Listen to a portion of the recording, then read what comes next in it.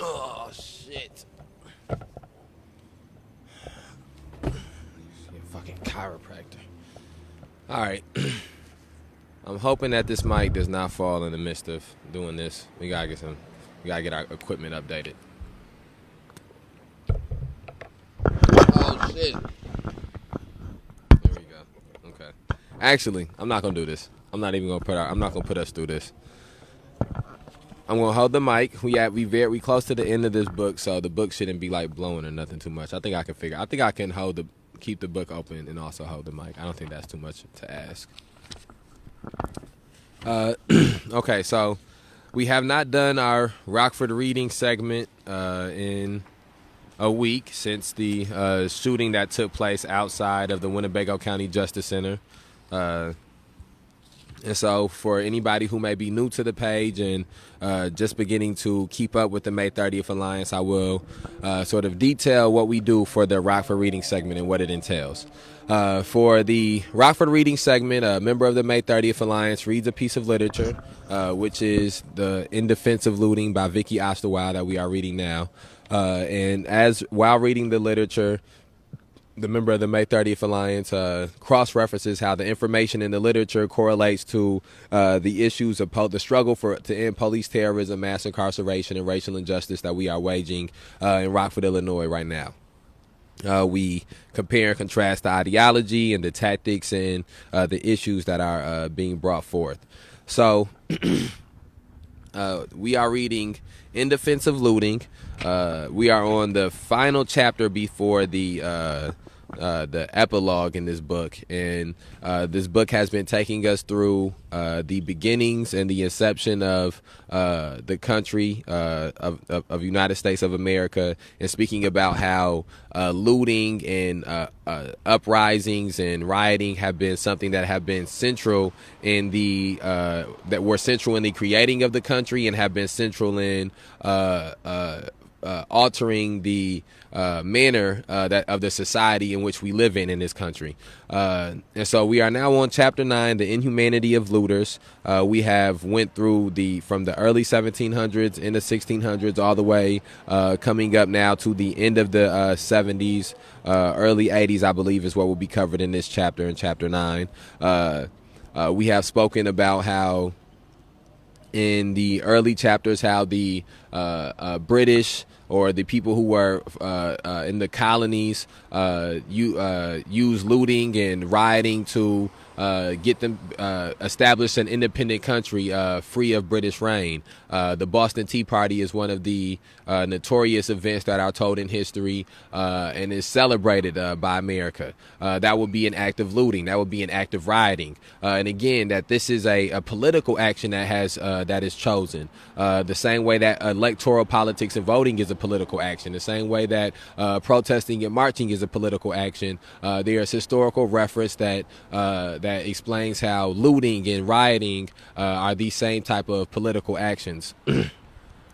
And so that was one of the political actions being taken by the people in the 13 colonies. Then it points to, it shifts, and it speaks about how during Civil War times there were looting and riots that were taking place. And the Vicky makes the comparison of, or makes the opposes the theory that since Africans themselves were not considered to be human beings, they were considered to be 3/5 of human beings, subhuman, they were considered to be property, that a slave running away was a form of looting, that would, since they were considered more property than human, that when Harriet Tubman would come with the Underground Railroad and other conductors would be in the Underground Railroad, and they would be leading these African slaves from the south to the north into different areas and different regions in the country at the time, that what they were taking part in was looting, that this was a giant act of looting that was taking place.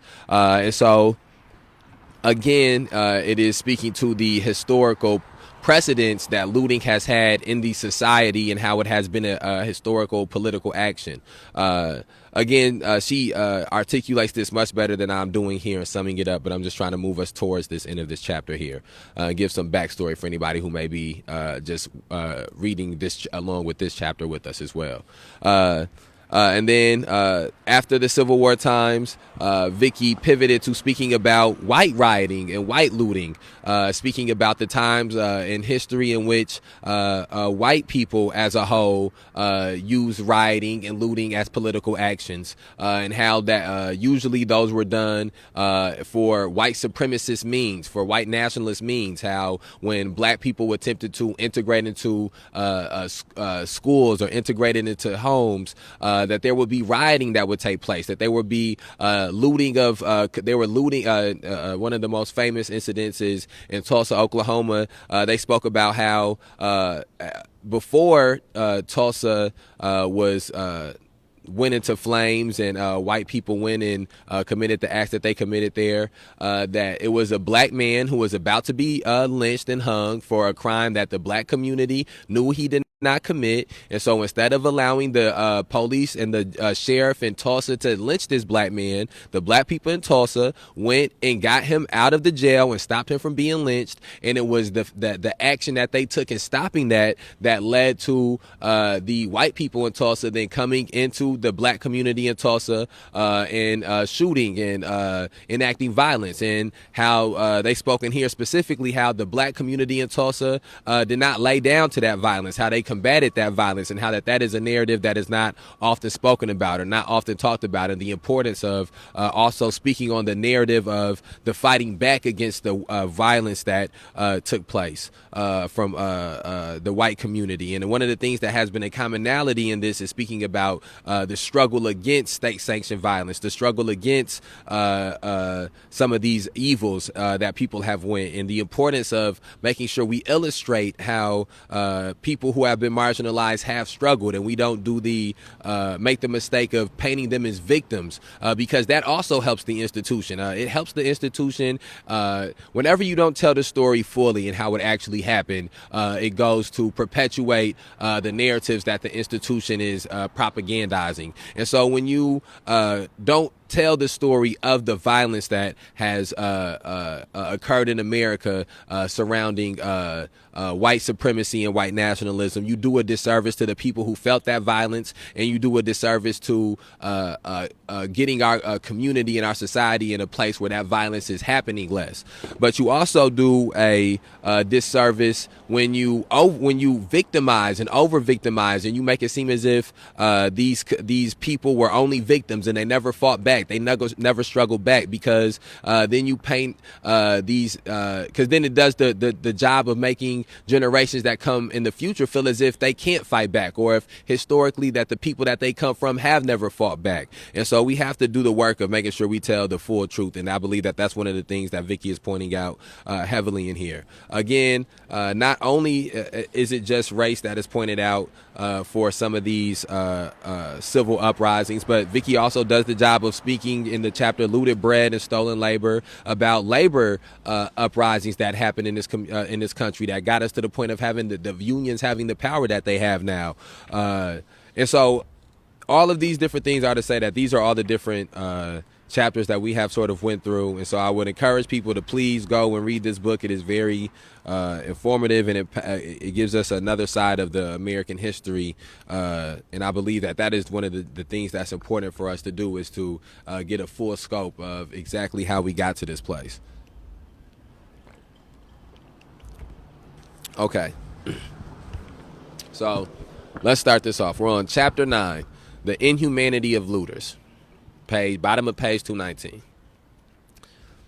The revolution promised in the fires of the long 60s failed to materialize, and the victories and reforms won proved vulnerable to counterattack by state and capitalist alike. The decline of mass movements was met with a similar decline in the living and working conditions of the masses. However, the movements have broken many of capitalism's favored methods of control at the same moment that capitalism was running up against important internal limits.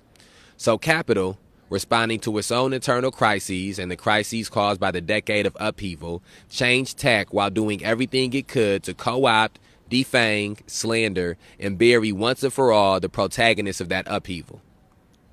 This new strategic program has often been referred to as, quote, neoliberalism, end quote, and neoliberals will begin their 5 decades of capitalist restructuring while the embers of the failed revolutionary movement burned out. One of the tactics in this repressive struggle was the total vilification of the rioter and the looter. Capitalism has been a continuous, slow-moving crisis since 1973. In the immediate post-war period, profits and wages in America and in Europe rose in tandem as domestic consumerism led to production of more consumer goods, which led again to more consumption in a virtuous cycle. All of this was made possible only by the neo-colonial extraction of raw materials from the global South. But even with continued imperial domination, American and European consumerism hit serious limits. At some point near the end of the, quote, golden years, end quote, in the 60s, workers started saving and investing their money rather than spending it on even more elaborate and senseless consumer goods. Meanwhile, the manufacturing economies in Japan and Germany have recovered from the rubble of World War II, providing serious competition for U.S. corporations. Just as importantly, class struggle was winning victories for workers, forcing increasingly expensive concessions from both state and capital. As rioters, protesters, and strikers continued to force wages higher and increase state programs, and as automation increased global productivity to be faster than consumption could absorb, corporations suddenly couldn't sell enough of their products and profits began to stall out. This crisis came to a head in the crash and recession of the early 1970s. Most of that decade saw severe economic retrenchment, stagnation, and collapse of municipal and state governments as municipal and state governments went broke and jobs disappeared. But a total reckoning was staved off by the ending of the Bretton Woods Agreement and the, quote, floating of the dollar, end quote, which decoupled the value of the dollar from real value in gold, fully transforming the U.S. state and the Federal Reserve into the backbone of global capital. The crisis of profitability has never been resolved, but floating the dollar gave space for a number of strategies to manage it. The violent impact of the earliest of those strategies, globalization, consumer debt, service economy development, financialization, was at first lessened by domestic concessions won by the uprisings of the 60s and 70s and papered over by consumer debt. But in the late 70s and through the 80s, as working class power faded, capital took the offensive, most infamously in the administrations of Ronald Reagan and Margaret Thatcher, and pushed forward strategies of austerity, union destruction, repression, and privatization. These strategies all combined to more or less guarantee profit and GDP growth in the medium term at the expense of long-term social stability. The inability of the government and the market to truly provide a response to this crisis became obvious in the widespread destruction and slow recovery initiated by the 2008 financial collapse. Finessing the unemployment numbers has become the only jobs program the government takes seriously, as stable, long-term jobs are replaced with low and minimum wage, part-time, precarious, and seasonal work. People who work 3 jobs but can barely pay the rent, or who only get 15 hours a week at Target and live one illness away from total penury are gleefully declared, quote, employed, end quote, by liberal metrics of economic health. The disabled, imprisoned, undocumented, long-term unemployed, and otherwise marginalized people are permanently cut out of the, quote, official, end quote, labor force statistics, further reducing unemployment numbers without changing material conditions. Okay, and so then I want to interject there again, because to speak about some of the things that were spoken about in here, and to cross-reference them to the struggle to end police terrorism, mass incarceration, and racial injustice, but to also remind people one of the things that we focus heavily on when doing these Rockford readings is not just arbitrarily reading to say that we read something or taking in information to say that we took in the information, but actually digesting it and comprehending it. The comprehension of reading is just as important as the reading itself, and so more important than the reading itself. And so when I want to again bring to light that one of the things that has been a commonality in the in this book, In Defense of Looting, that we have pointed to as a commonality in American society is that when 2 steps forward are taken, there it is met with time with 1 step back. Or when 4 steps forward are taken, it is met with 4 steps back or 6 steps back. Or even sometimes instead of a step forward being taken, it is a step to the side that is being taken. And it is painted as if it is a step forward. And that is from the propaganda that is issued from this country. And so one of the things that we have highlighted is how you spent 8 years with the election of Obama and a black president and neoliberals and liberals and Democrats and all these people championing the fact that we live in a post-racial society because we have a black president in the White House. And then that is followed up by Donald Trump, by a blatant racist president, by a blatant white supremacist president. And so all of those people who spent 8 years trying to convince us that we had now moved past the post-racial society, those 4 steps forward they were trying to convince us to have been taken, they were met with 6 steps backwards when Donald Trump was elected and put into office. And so the same thing happened after the Civil War took place. After the Civil War took place and the Emancipation Proclamation came out, and then eventually we get to Juneteenth and Galveston, and the last of the cities being forced to free the slaves, free them from chattel slavery, even though that there was still, we understand that was not truly the freeing of them from the bondage that they were under. You see that as time passed and the federal soldiers and the federal government is forcing the South to uphold the new laws or the new form of the society that has happened. Again, this is why it is important for the consciousness to be changing before policies or in conjunction with policies and in conjunction with laws, because we've seen in the South when only the laws change after slavery, when the consciousness of these racist people that lived in the South had not changed, and when they were being forced to allow black people to participate in the society through the federal government, through federal troops being down there, that is when we get into the Reconstruction era, and black people in the South were in elected positions, and black people in the South were advancing. Again, this was in the this is not this is in the end of 1800s, early 1900s, early in the 1800s, early 1900s that Reconstruction takes place. Not early 1900s, into the 1800s when Reconstruction takes place, excuse me. And so black people were in offices, black people were voting and participating in the society, but it was being done not because the consciousness of the white people in the South had changed, but because the federal government was forcing them to.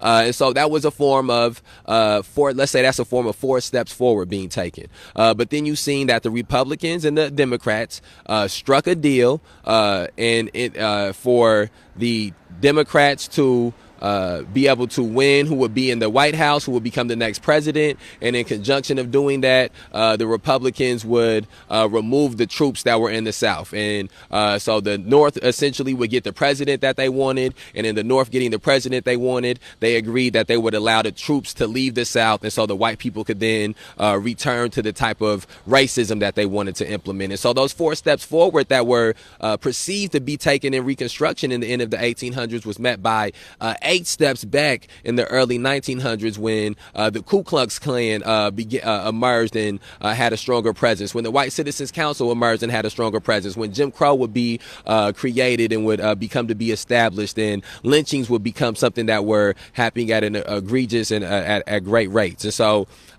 again, as we talk about, those are all different forms of steps forward being taken, being met with just as many steps backward, if not more steps backwards. And so we just went through the chapter before this that was entitled Civil Uprisings, and it spoke about how certain gains were made in conjunction with the protests that were taking place in the South with Dr. King and the SCLC and SNCC and CORE and some of these organizations, and also some of the riots that were taking place, civil uprisings that were taking place in Watts and in Harlem and in Ohio and different areas of that nature. And it spoke about how that led to different resources being invested into these communities that at that point hadn't been invested. And it spoke about the Kerner Report and all of these different things. And even though these were concessions that were made, that were not being made in the effort to fully absolve the community of these effects, they did make some concessions. And so there were some perceptions of steps forward being taken. And now we are getting to a place where those perceptions of steps forward being taken are being met with the reality of steps backwards being taken, with the reality of steps to the side being taken. And so I just wanted to point all of those things out. So that's not specifically to what is being spoken about here, but it gives context to what's being spoken about here. And again, where this is and then let's also state this, that as time has passed, because token integration has begin to, and because tokenism and token integration began to earlier manifest itself, we have to understand that let's say it was a time when 90% of the black people were feeling 100% of the oppression, 100% of the exploitation that came down in the American society. Once integration is created, you have to replace 10% of those black people with 10% of white people. And so classism begins to rear its head more as you move to the future and as you move to the present. And so, and it's not to say that classism defeats racism or capitalism defeats racism as an evil or an ill, but it's to say that it becomes more prominent than it was before. And it's not more prominent than racism, but it's just more prominent than it was at one point in time. And so so that is some of the things that are being spoken about here.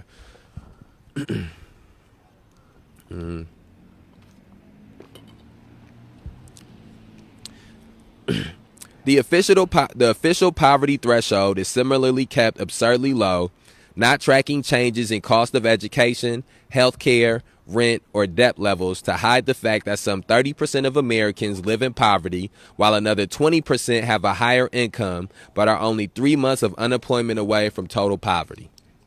And then, see, that gets us back into the ills and the evils of capitalism and classism.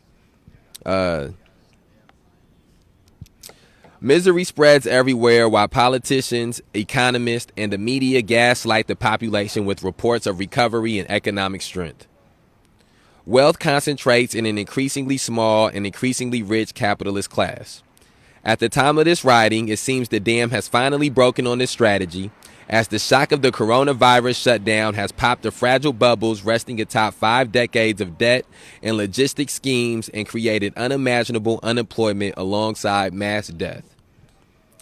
American triumphalism over the fall of the USSR, the victory of global capitalism, and the, quote, end of history, end quote, the idea that political transformation is over and that instead we will merely witness the global spread and increase of liberal democracy and wealth, has been revealed for the farce it always was.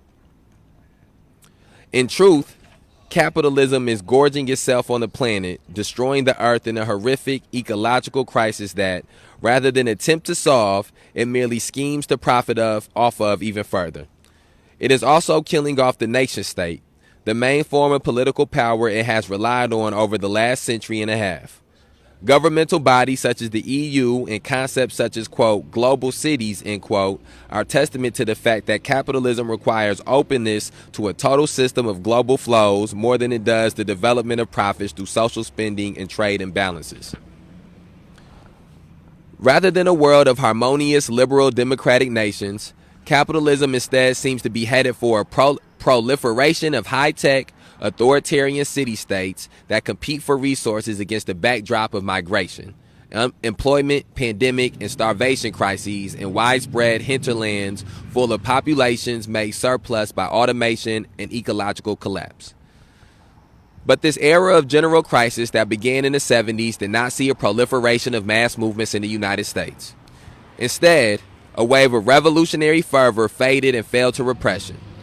Although social movements existed in the period, in particular, the gay-led AIDS movement, the anti-nuclear movement, Jesse Jackson's Rainbow Coalition, animal rights, and alter globalization, they often got bogged down in electoral or non-profit, quote, single issue, end quote, style campaigns.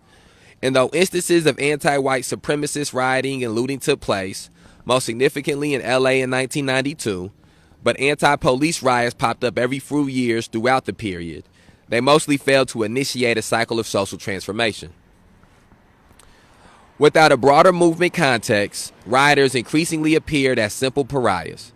Looting became the prototypical evidence of black pathology and crime. As the political center of gravity in America definitively shifted to the white suburbs, even liberal explanations of rioting and looting, such as those put forward by LBJ's, Kerner, and Governor Brown's McCone commissions, were rejected. Sociology was dismissed for psychology, and narratives about looting and rioting were explained as a question of culture, crime, and family. This newly re-racialized definition of looting would reach its horrific apotheosis in New Orleans in 2005 when police and white vigilantes murdered Hurricane Katrina refugees with impunity under the aegis of, quote, stopping looting, end quote. And so that brings us to a break in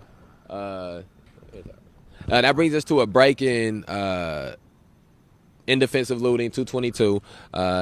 Those little fire matches, I think those is matches right there to like shit burning. But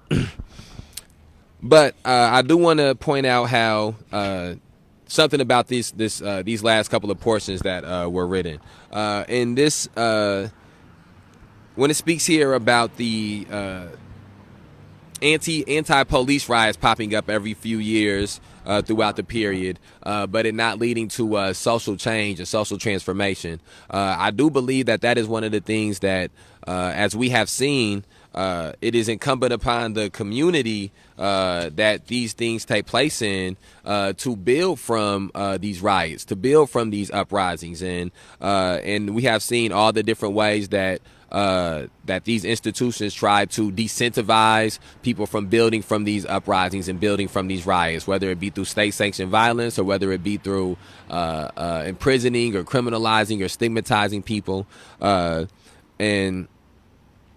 And so, again, that is one of the things that we have found it incumbent upon ourselves to do, to not allow what took place on May 30th and some of the anti-police uprisings and protests and demonstrations to not be part of a social transformation, to not initiate a cycle of social transformation was the exact words that they used. And that again, is what we have been working towards. These 16 memorials that we have down here at Say Their Name Square that have almost been down here for close to up to a year are part of a social transformation. These lives that we conduct from outside of City Hall, whether they be through reading pieces of literature or through having dialogues, are part of a social transformation. The protesting that we have done, no matter how many people are there, are part of a process of beginning a cycle of social transformation. It's altering the consciousness of the community and altering the way people think about certain things that have been normalized. And so, let's see, what's this? Shift world class. All right, let's keep on going. All right, so we're on the bottom of page 222. We are reading In Defense of Looting by Vicky Osterwald. Chapter 9, The Inhumanity of Looters. Depending on where you look in the world, you will get a different historical moment to date the end of the revolutionary wave of the 60s. The police standoff with United Red Army militants in the Asamo Sanso incident in Japan in 1972. The coup unseating and killing Chilean Marxist Salvador Allende in 1973. The end of the Cultural Revolution and China siding with the right-wing rebels in Angola in 1975 through 1976. The murder of Red Army faction revolutionaries at the end of the German Autumn of 1977. The precipitous decline of the autonomous movement after Aldo Moro's kidnapping in Italy in 1978, and so forth. For the U.S. movement, historical accounts converge consistently around the end of the Vietnam War in 1975, as the anti-war movement provided the most consistent activist base for mass action across the United States, particularly after the split and collapse of the Black Panther Party's national membership in 1970 through 1971. But perhaps the one moment that most solidified the turn in national politics away from upheaval, social justice, and equality and toward that reactionary suburban politics of white grievance and white vengeance known as, quote, colorblindness, end quote, and, quote, law and order, end quote, was the blackout looting in New York City in the summer of 1977. A massive power failure on the brutally hot night of July 13, 1977, instigated by lightning striking electric lines north of the city, plunged New York City into darkness. People spilled out into the streets to help one another, to party, and to loot, burn, and fight with police. Over 1,600 businesses were looted in the 25 hours of blackout, and 4,500 people were arrested, the largest mass arrest in New York City history. Looting mostly took place in poor Black and Latinx neighborhoods. Arson and looting were so dire in Bushwick that business owners refused to move back into the neighborhood for a decade after the blackout, but more than 30 neighborhoods in the city were affected. The most brazen acts of looting included teens driving 50 Pontiacs directly out of a showroom in the Bronx. The widespread looting of otherwise unaffordable turntables and mixing equipment is often cited as a crucial moment in the birth and growth of hip-hop and DJ culture. During the looting, Black businesses were targeted just the same as white ones. Without the clear racial demarcation between businesses that many pointed to in the 60s as evidence of looting's, quote, political, end quote, nature, and without an initiating event of police brutality, defense of the looting required directly challenging class society, not just racism. It required directly aligning with the, quote, antisocial, end quote, actions of the proletariat and making their own lives better at the expense of law and order. You'd have to stand with them as they acted outside and against white supremacist commodity society, even when they were not legibly, quote, protesting, end quote, it. But the riots not only lacked an obvious political content, they also lacked a movement. The rise of the Black middle classes after civil rights victories had, by 1977, reinforced and widened a significant class line within Black communities. Income, wealth, and unemployment rates of poor folks in the late 70s were often worse than they had been in the 60s, but a small class had benefited. Black middle-class business owners and politicians who had replaced movement leaders as, quote, representative voices, end quote, disavowed the looting. After all, it attacked their interests. The editorial board of Harlem's Amsterdam News led the charge for the Black middle class, writing an excoriating denunciation of the looting that was reprinted in papers throughout the country to provide cover for more openly racist anti-looting positions. And then I want to point out there that that is one of the side effects of token integrationism, is that you get the ability to put a black face to white thoughts. You get the ability to put, again, when we say black face to white thoughts, this does not mean that these are the thought patterns of all white people. It means that these are the thought patterns of white supremacy, the thought patterns of white nationalism, the thought patterns of white power structures. And again, the closer that we get to our current day and age, the more white people who are affected by white nationalism negatively, and white supremacy negatively. And it has been something that has always existed. When you think back to slave times, there were white people in the South who were racist and who, through their not understanding, were being their lives were being their lives were not having the same type of substance or the same type of value that they could have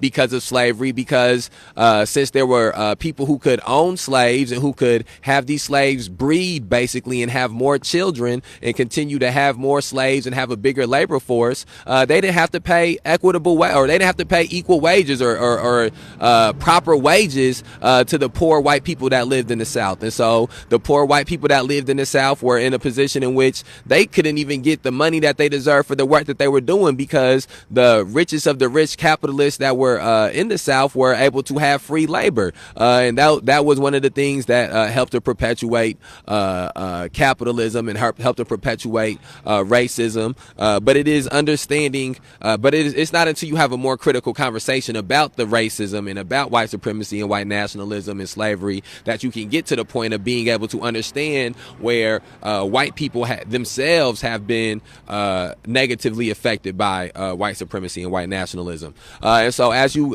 continue to move forward and get to present day and present times, integration being used has made it so that black faces can reiterate the thought pattern of the white nationalist society, of the white supremacist society. And that is what is happening when you go through and you read some of these things, is the white nationalist thought pattern is being espoused by black people who have found ways to benefit. What's up? Black people who have found ways to benefit off of white supremacy. black people who have found ways to profit off of white nationalism. And we live in a day and age where it is unprecedented the amount of black people who have found a way to profit off of white nationalism, the amount of black people who have found a way to benefit off of white supremacy. And one of the reasons we have to do the job of educating ourselves and informing ourselves about the complexities of police terrorism, mass incarceration, and racial injustice is because of the fact that it manifests itself in such a insidious way now. And so I just wanted to point that out. Where are we at? Oh, and that's something that, as we get to this point right here, this is something that in the book Locking Up Our Own, which we have read for the Rockford readings, I would recommend people to read that, Locking Up Our Own by James Foreman Jr. You can go back on our page and watch some of the Rockford readings we did, or get the audio book, or go to Barnes & Nobles, Borders, things of that nature. But in that book, it specifically points out the process of black people beginning to participate in police terrorism, mass incarceration, and racial injustice in the United States of America. Arrested looters, meanwhile, were processed with a deliberate slowness that left thousands in horribly overcrowded cells for 5 or 6 days in the middle of a record heat wave. Given rotten food and insufficient water, they languished in collective punishment. Quote, "We slept on the floor with our hands next to our body like the slaves brought over from Africa," end quote. One arrestee testified. It was a rather direct example of what Christina Sharp calls black life, quote, "in the hold," end quote. As a way of reasserting property relations after an act of looting, the state turns to its foundational strategies and reintroduces the logistical techniques of the slave ship. Looters are punished for their act by the traumatic re-experiencing of the conditions of the slave ship, an experience that shadows all racialization and all property relations in America. But police, judges, and the mayor played down this horrific violence, instead participating in a broad dehumanization of the looters. They used the fact that the municipal government of New York City was in dire financial straits, nearly bankrupt. It had been devastated by white flight and by the general economic downturn of the 70s, to falsely claim they couldn't afford to process looters in a timely fashion. The poverty in the city was immense. Liberal economic and social welfare policies had utterly failed to rectify the situation, as Great Society programs, already too small to combat the problems of the late 1960s, were completely insufficient in the face of the collapse and stagnation started in 1973. White flight into the suburbs decimated the city's tax base at the same moment that the economy went into crisis. What the programs had done, however, was give white people an excuse to blame the black and Latinx poor for their own condition. After all, hadn't they been receiving welfare? War on poverty programs, affirmative action, and all sorts of other special treatment from the government? In his History Blackout, James Goodman traces how this shift was made visible through the New York Times coverage of the blackout. The editorial board at first attempted to explain and understand the looting through the familiar liberal sociological lens of poverty, unemployment, which was at Great Depression levels in black and Latinx communities, and lack of services.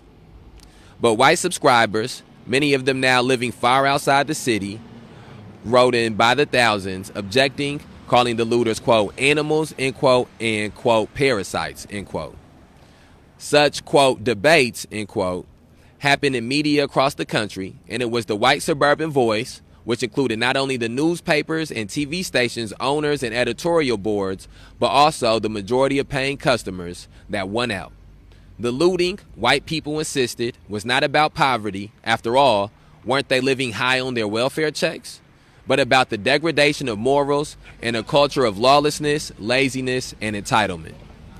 And then I think we should, from there, I want to point out that has been one of the historical arguments that in the decades that we have presently been in, and the decades that our the more recent decades that are now being covered in this piece of literature that we're reading. That has been one of the more prominent arguments, the fact that this is a culture problem, that this is a household problem, that this is a moral, ethical problem, that the black community has a lower moral compass, or that the black community has some type of inherent character issue or some type of inherent culture issue that leads to them being more violent, or leads to them being arrested more, leads to them having more of these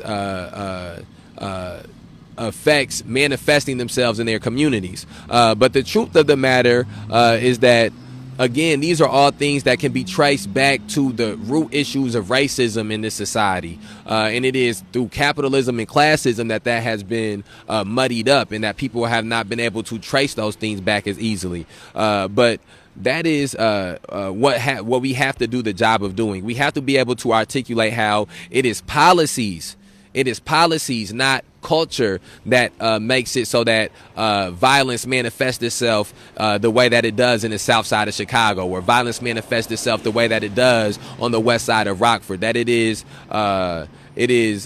laws, not family households, that leads to the type of violence that exists in these communities, to the type of what may be quote unquote lawlessness that exists in these type of communities. It is because institutions have found ways to profit off of this violence that happens in these communities. It's because institutions have found ways to benefit off of these things, and because institutions have never done the job of genuinely addressing these things and trying to absolve our society of these things. And so, again, we just have to do the job of being able to articulate those things and articulate that. And that is why it is important to read, to go through this literature and read, and to listen to speeches from people. Because you won't be able to internalize all answers. You aren't going to be able to get all answers from internal sources. You're going to need external ones. And so, where are we at? There would be no government inquiry, no sociological study. The looters would not be asked why they had done it.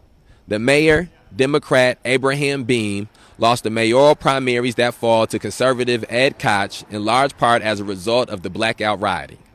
Koch fomented outrage and blew dog whistles, criticizing Beam for not bringing in the National Guard and not letting police attack looters more violently, riding, quote, law and order, end quote, racism straight into Gracie Mansion.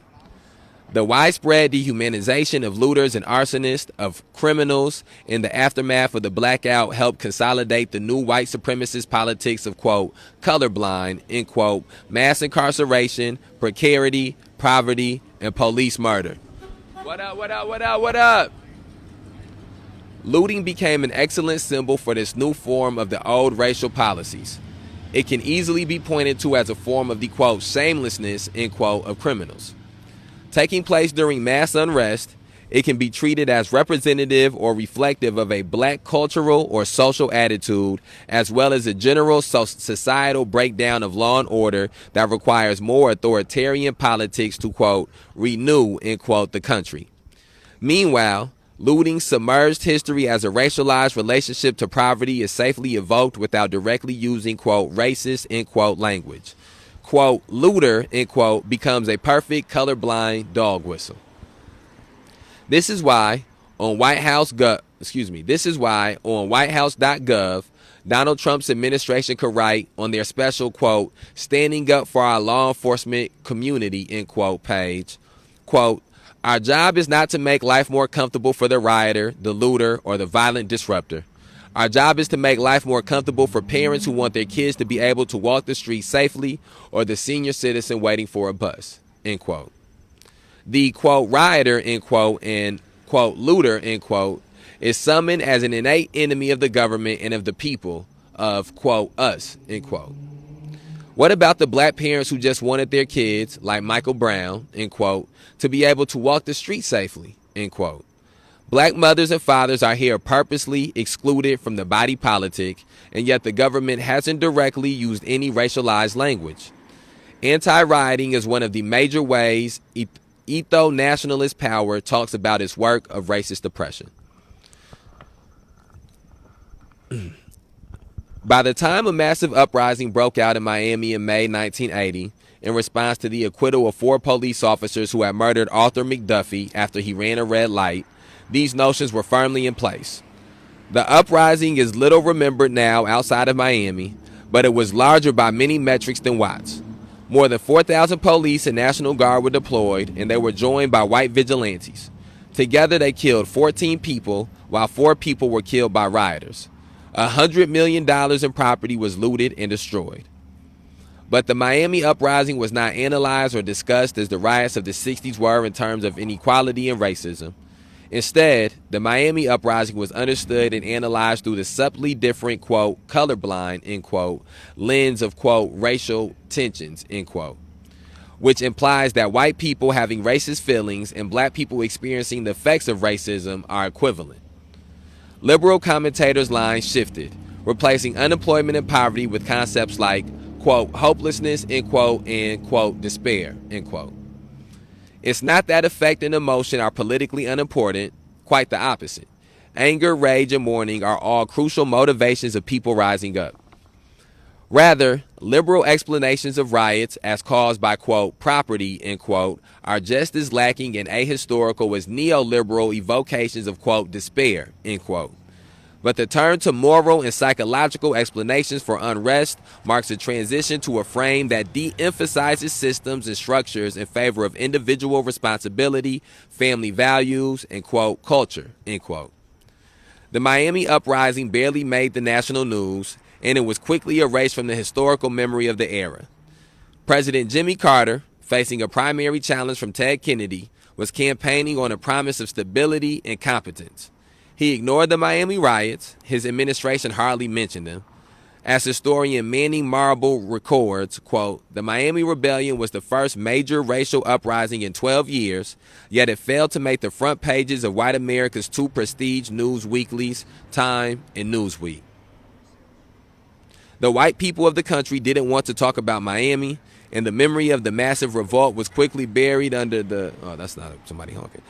The white people of the country didn't want to talk about Miami, and the memory of the massive revolt was quickly buried under the rising tide of suburban conservatism that would bring Ronald Reagan to office in a landslide election 5 months later. And then I guess it's to a break in that chapter, or it gets us to a break in this chapter here of Inhumanity of Looters. And then this is, we got about 12 pages left in this chapter. I don't think we're going to get through this whole chapter in this one sitting. But at this break, again, I do want to take the time to speak about some of the things that have been pointed out here that are commonalities.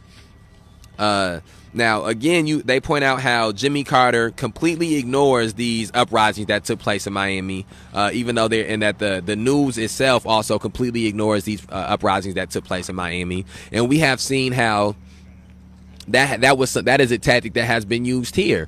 This city has tried to pretend as if the uprisings that took place last year did not take place. The city has has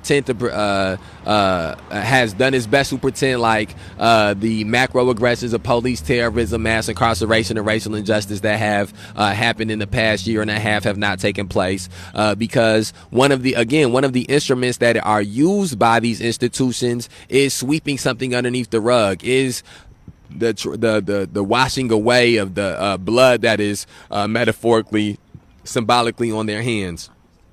And that is why it is important for us as activists and for us as community members to do the job of not allowing these things to be swept underneath the rug, not allowing these things to be forgotten or to be washed away. And that is one of the reasons that the May 30th Alliance has done the job of building multiple platforms, whether that platform be the City Market protest, the Food Truck Tuesday protest, the occupation at City Hall, the lives that we conduct, the pamphlets that we have created and passed out, and the many things that we'll do in the future, building platforms to give voice to these issues, building platforms to give voice to the people who experience these things, so that way that we aren't only relying on mainstream media to tell these experiences and events, because we know that mainstream media is a satellite for these institutions and have historically been satellites for these institutions. And so what we have to do is we have to build satellites for our community, build satellites for people who are experiencing the evils of these institutions, so that way that they can have their voices and stories heard. And so I think that it is pertinent for us to see that, again, the consistencies and tactics being used through different points in time by the same institutions. And so the same way that Jimmy Carter, when he was facing a primary challenge from Ted Kennedy, was campaigning and refused to acknowledge that the Miami rebellion took place because he, for political purposes and political reasons, it's the same reason that Tom McNamara refuses to acknowledge the macroaggressions of violence that his police officers have engaged in. It's the reason he refused to acknowledge Denzel Duvine. It's the same reason he refuses to have press conferences after these things happen. It is in the hopes or in the effort that the ignoring of it can remove it from the consciousness of the society. So again, we have to do the job and have to take on the responsibility of not allowing that to happen in that manner. Let's see. Okay, let's keep going. We're on page 227. The largest U.S. uprising in the 20th century would not be so easily ignored. Broadcast live on TV while newscasters mouth platitudes and express shock and outrage over news helicopter captured images of crowds moving through South Central LA, sprawling freeways and parking lots. The 120 hours of rioting and looting that shook Los Angeles in 1992 seemed to inaugurate a new era of resistance. Whereas Miami had largely been fought along black versus white racial lines, the LA riots quickly became ethnically diverse. Quote, of the first 5,000 arrests, 52% were poor Latinos, 10% whites, and only 38% blacks, end quote. The riots were an uprising of working-class Angelenos that were initiated by a clear instance of anti-black oppression and violence. Resistance emerged along lines of a class solidarity with black Angelenos against the police, white supremacy, and capitalist domination. Rioting was sparked when 4 police officers, whose beating nearly to death the motorist Rodney King for speeding was captured on camera and aired widely, were acquitted on April 29, 1992, at a trial moved from L.A. to lily white, hyper-conservative Semi-Valley. As that famous chant that spread nationally from the LA uprising goes, quote, no justice, no peace, end quote. But the acquittal was only one instigating incident. The LAPD is consistently rated as one of the most violent, racist, and fascistic police forces in America, and police abuse, racism, and murder had escalated in the years leading up to the riot. Another important incident had occurred 6 months earlier when a Korean store owner who had murdered 15-year-old Latasha Harlins for supposedly stealing a bottle of orange juice was convicted of manslaughter but received only a $500 fine and community service. The murder was caught on camera, and the $1.79 to pay for the juice was found in Latasha's hand. And again, that just gets us back to and this has been another one of the commonalities in this book, the fact that the black experience in this society, the black experience in this country has always been rooted in racism. The experience of people of color in this society and in this country has always been, rooted in racism, has always been rooted in violence. It has been rooted in racism as well, but it has always been rooted in violence. The experience of people of color in this country has always been rooted in violence. It has always people of color in this country exist with violence looming over their heads, whether it is from the manifestation of police terrorism and mass incarceration, or the manifestation of white vigilantism, or the manifestation of community violence based on the effects of some of these root causes that these institutions have implemented. Violence continues to linger over the continues to linger over the existence of people of color in this society. And that, again, that is what, and it manifests itself in Trayvon Martin being 17 and being killed by a vigilante with Skittles in his hand in 2010, 2011. And then it manifests itself in 1992 with little Latasha, 15 years old, being killed over a bottle of orange juice. Okay, let's continue. These meant one angle of the riots was a racial battle between black people and the Korean immigrants who had come to own and manage most of the businesses in South Central. Rioters systematically attacked Korean businesses, and a television crew happened to be present for a gunfight between Korean store owners and black rioters. But much as watched was sometimes described as an anti-Semitic uprising because Jewish businesses were frequently targeted for destruction, actual, quote, anti-Korean, end quote, sentiment was contingent and largely beside the point. Instead, just as Jews were in 1965, Koreans in 1992 were, quote, on the front line of the confrontation between capital and the residents of central LA. They are the face of capital for these communities, end quote. This racial pattern is a common strategy settler colonial society uses to deflect and misdirect tensions in the urban environment, forming a, quote, buffer class, end quote, of ethnic entrepreneurs with easy access to small business loans and support. These small shop owners perform the daily exploitation of capital and, as such, perpetuate and absorb much of the violence of the system in exchange for generational entry into the middle class and whiteness. Black people are thus constantly kept at the bottom of the racial hierarchy, while immigrant participation in American citizenship is predicated on the expropriation of black communities and the reproduction of anti-blackness. The media further attempted to frame the riots as race riots by focusing on the beating of Reginald Denny. Denny, a white truck driver, had the misfortune of driving through an intersection where the police and National Guard had just been violently battling a group of black teenage boys. Rioters pulled Denny from his truck and brutally assaulted and robbed him. Footage of the beating was caught by a news helicopter, and newscasters conveniently ignored the police violence preceding his attack and almost never showed the subsequent rescue of and care for Denny by other black rioters who quickly took him to a hospital, saving his life. And that was something that was spoken about in the very beginning of this chapter as well. The disparity and the altering of narratives. And so we got like halfway through this chapter. These chapters in this book is pretty long, so that's pretty good to get halfway through these chapters. What up? We got about 10 pages. We got about 10 pages left to knock out in this chapter. Maybe we'll return later tonight to it. I gotta blow my nose. So let's let me blow my nose first. Right.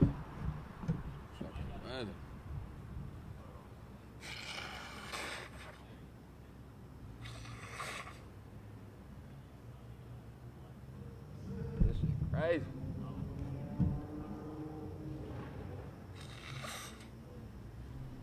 All right. Stop. Yeah. All right, let's end this the way we usually do. Justice for Demetrius Bennett, justice for Kerry Blake, justice for Logan Bell, justice for Geno Washington, justice for Jovan Fresco, justice for Mark Barmore, justice for Philip Johnson, justice for Jasper Banks, justice for Suzette Babler, justice for Faustin Guaitigo, justice for Shannon Graves, justice for Eddie Patterson, justice for Lil Mike Sago, justice for Joseph McCormick, and justice for Mikey Guzman. We outside.